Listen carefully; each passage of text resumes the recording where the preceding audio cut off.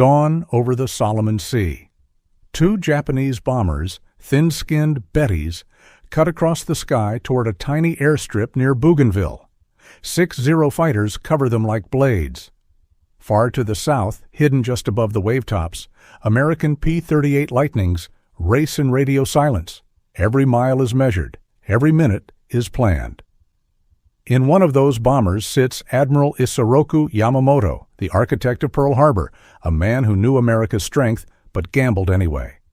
What unfolds here will shake Tokyo, lift Allied morale, and spark a fight over credit that lasts for decades. How did the Americans know exactly where he would be? Why risk fighters across 1,000 miles of open water? And why did Japan announce his death a month later, not the next day? Tonight we start at the beginning, the timetable, the codebreakers, and the trap. Before the ambush, there is the man. Yamamoto was not a cartoon villain. He studied in the United States, traveled its cities, and understood its deep well of industry. He warned Tokyo that a long war would be a disaster. Yet he planned the shock at Pearl Harbor and then fought to keep Japan's momentum alive. By April 1943, after the loss of Guadalcanal, Japan needed a lift. Yamamoto scheduled a frontline tour to inspect units and steady nerves, tied to a spring air offensive known as Operation I-Go. He was famously punctual. His staff built tight itineraries, and he kept them. That habit, more than any grand strategy, would make him vulnerable. He intended to fly from Rabaul toward the Shortland-Balalai area near Bougainville, still forward, still in range of Allied eyes. It was bold, it was personal, and it put the most famous naval officer in Japan inside the reach of a clever enemy. 5 days before the mission, U.S. Navy codebreakers intercepted a Japanese Navy signal encrypted in JN-25. The magic intelligence system, stations working from Hawaii to Australia, pulled in the message and broke it. Inside was the gold no planner expects to see. The exact date, route, times, aircraft types, and escort strength for Yamamoto's tour.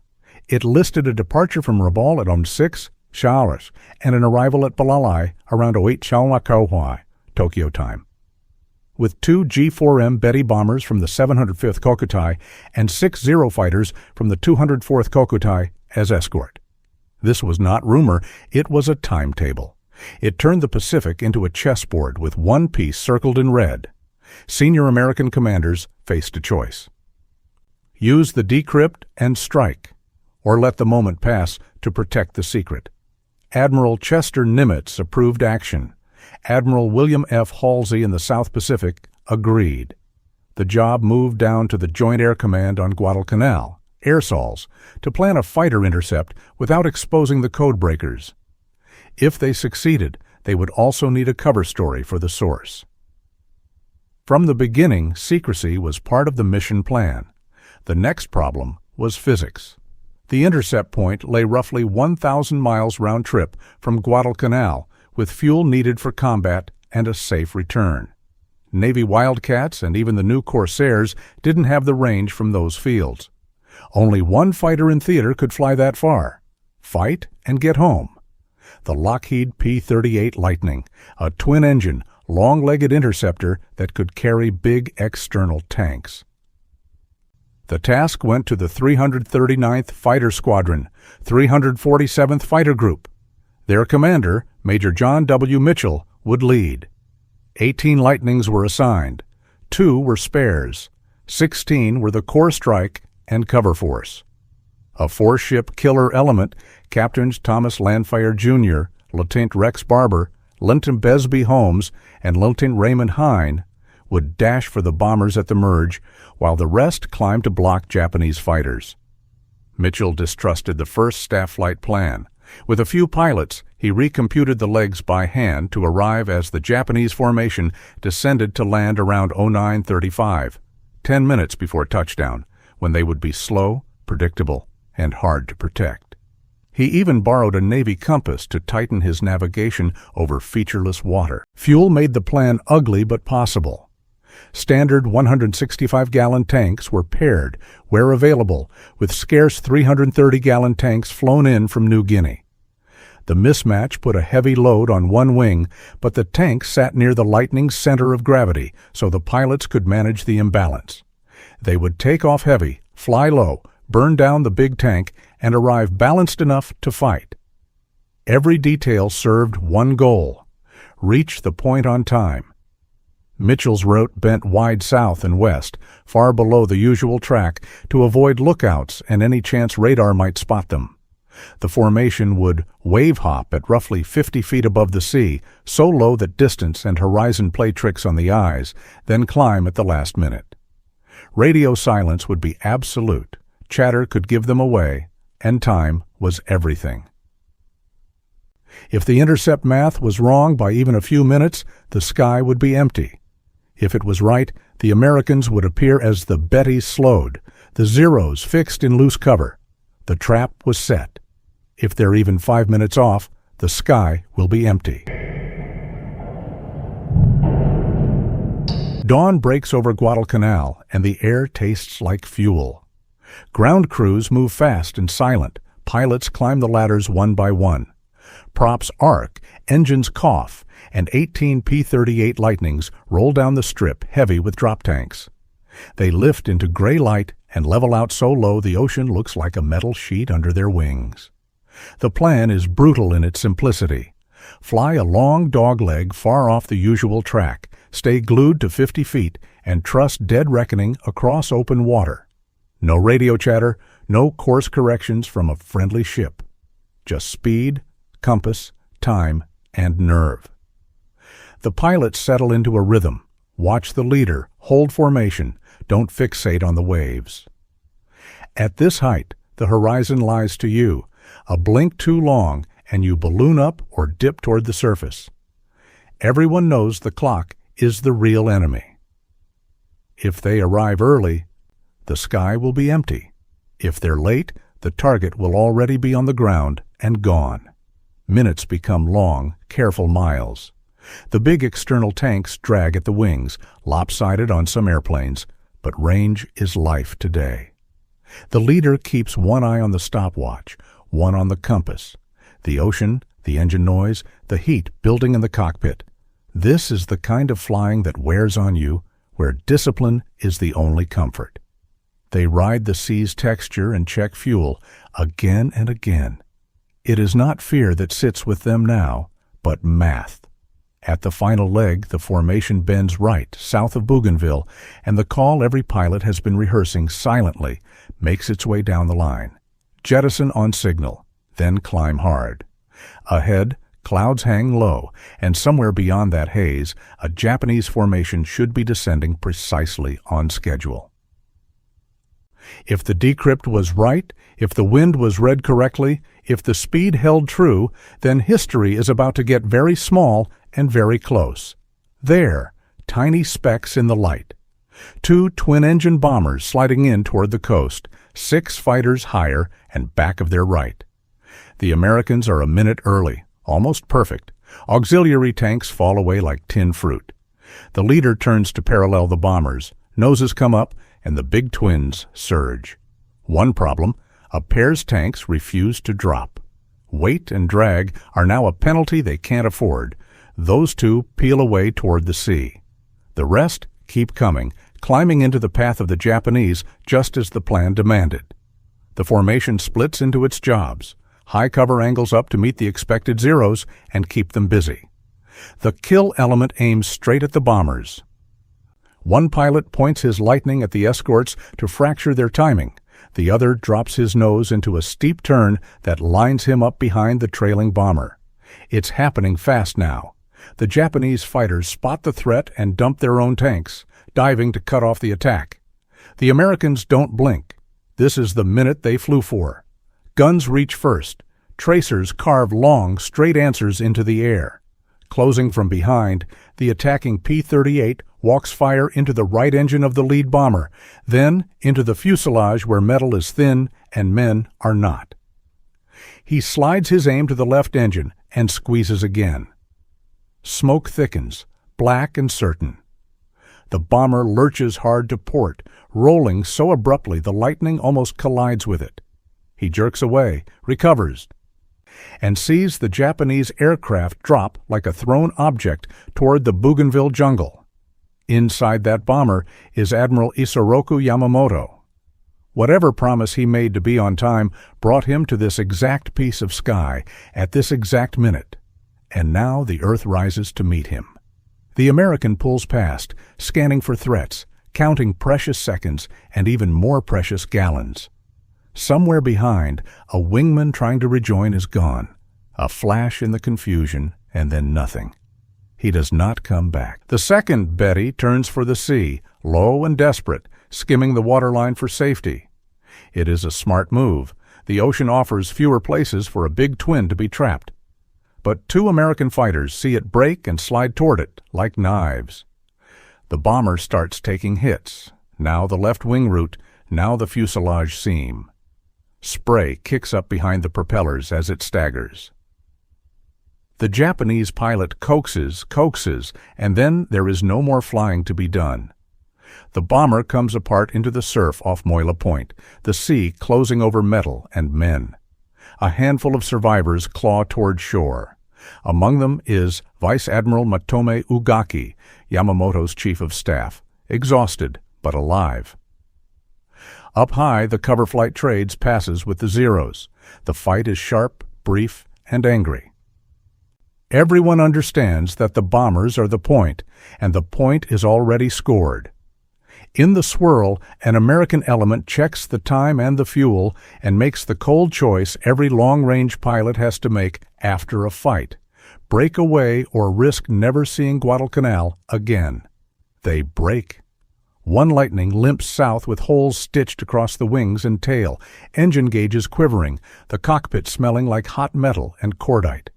Another is missing entirely, last seen arcing out toward open water with no voice on the radio to say why.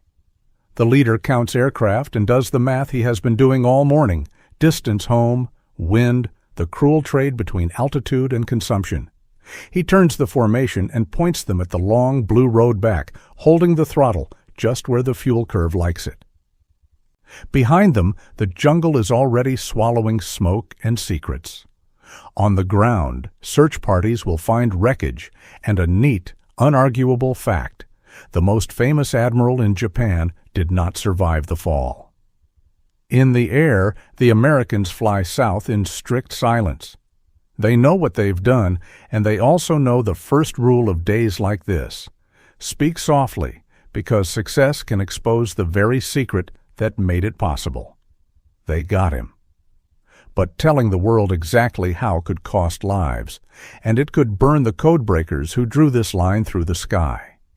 They got him, but saying how without exposing magic could cost lives. The jungle is quiet the morning after. No engines, no tracers, just the thick air and the smell of burned fuel. A Japanese search team pushes through the vines toward a column of smoke. They are not looking for any wreck. They are looking for a man whose time has defined theirs. What they find will be kept from the public for weeks. What they write in their report will be trimmed before it ever sees daylight. And what the world will argue about for decades after is the simplest question with the hardest proof: who, exactly, fired the shots that ended it? They reach the shattered bomber: bodies, metal, jungle. A few steps away sits a figure still upright, as if resting beneath a tree. White gloves, a sword hilt in one hand. The face is familiar to every sailor in the Imperial Navy. The team notes 2 wounds, one through the shoulder, another passing through the jaw and exiting high. The doctor's judgment is straightforward: the head wound killed him instantly. Later, when the report is prepared for Tokyo, the harsh details are softened on orders from above. The man under the tree is Admiral Isoroku Yamamoto. He is gone. Back at Allied bases, pilots land light on fuel and heavy with what they cannot say. The brief debriefs are deliberately thin. No gun camera film to settle arguments. The cameras stayed behind to save weight. The story, they are allowed to share points away from codebreakers. An Australian coast watcher supposedly saw a big shot boarding at Rabaul. It is a neat cover, a shield for magic, and it becomes the official story. Even inside the units, only a few are told the target by name. Secrecy is not a suggestion here. It is survival. Across the lines, Japan hesitates, then decides to control the news. The public announcement doesn't come for more than a month. On May 21, 1943, Tokyo tells its people that the combined fleet's commander has died in combat aboard an aircraft. It lands like a stone in a quiet pond, ripples through the Navy, shock across the home islands, and on the other side of the ocean, an American morale surge that feels, to many, like justice for December 7th. 2 weeks later, on June 5th, Japan buries its admiral with full honors in a state funeral in Tokyo. The ceremony is grand, the grief real, and the strategic truth complicated. One leader is gone, but the war grinds on. Why the delay? Partly ceremony, mostly control. Announcing the loss too soon might bruise morale at a fragile moment. And if Tokyo admitted how precisely the ambush was timed, it would invite a darker fear, that their codes were compromised. The Americans, for their part, keep the press on a short leash. The full "we read your mail" version doesn't reach newspapers until after the war, when the cost of revealing methods is lower than the value of telling the story. In the meantime, the Coast Watcher tale holds. The essential secret remains intact. Then comes the fight inside the victory. Who shot down Yamamoto's bomber? The first accounts are messy. Captain Tom Lanphier, a gifted, confident pilot, reports a daring side-on pass that shears a wing. His wingman, Lieutenant Rex Barber, describes a long, disciplined stern chase and a steady burst into engines and fuselage from directly behind. Without film, evaluators try to square recollections with fragmentary intelligence and, at first, divide the credit. For decades, the official record gives half a kill to Lanphier and half to Barber on the jungle crash and splits the second bomber between Barber and Lieutenant Besby Holmes. It is a compromise born of uncertainty, not of malice. But evidence has a way of hardening with time. Inspections of the jungle wreck point to bullet strikes from the rear. Japanese records confirm 2 bombers down, not 3. Escort pilots deny losing zeros that day, and an autopsy that Tokyo once softened speaks with clinical clarity about the direction of fire. By the late 20th century, the U.S. Air Force re-reviews the case. In 1991, a board remained split, and in 1993, the Secretary of the Air Force keeps the shared credit in place. The controversy doesn't end there. In 2024, Daniel Hallman, an Air Force historian who once backed the split, reassesses the full pile of evidence and writes plainly, "The kill should go to Barber alone." The debate cools, not because opinions fade, but because the physical facts are stubborn. Even with that, history leaves room for humility. Lanphier's dash at the escorts mattered. Top cover mattered. The pilots, whose drop tanks hung up and peeled away, shaped the geometry of the fight. And a missing name, Lieutenant Raymond Hine, who did not return, reminds us that every clean line on a map is bought with jagged luck in the air. The mission was a team's work, whatever the final tally line says. Did the shoot-down change the war? Not in the way a single battle turns a tide. Japan still had fleets, bases, and a brutal will to fight. But it mattered in 3 ways. First, morale. It lifted Allied confidence and shook a navy that had already bled heavily in the Solomons. Second, leadership. Yamamoto's mix of imagination and caution, carrier first vision married to a gambler's instinct, was not easily replaced. Third, precedent. It showed that when the enemy telegraphed a route and a time, a democracy would reach for a scalpel, not a hammer. In later years, lawyers and commanders would point to the ambush as a clean case of lawful wartime targeting of a uniformed combatant, not assassination, an early marker in the long debate over targeted killing. There is a final lesson here, and it's colder than revenge. Predictability kills. Yamamoto insisted on punctuality. He announced his plans in advance to the minute. He kept his word. His enemies did the rest. Codes, timing, and courage met in a point of sky, and a war that stretches across oceans briefly focused on one bomber at treetop height. So where do you land on the credit question? Do you weigh cockpit memory over wreckage geometry? Do you split the fame to honor the formation, or give the single tally to the pilot whose bullets line up with the medal and the medical report? We've laid out the evidence. Tell us your verdict and what, if anything, it changes about how you see the ethics and the edge of war. Next time on WW2 Chronicles, we step back from one man and look at a pattern. How breaking an enemy's habits, codes, routes, routines decided the brutal summer of 1943. If Yamamoto's flight was a lesson, the Solomons would soon be the test.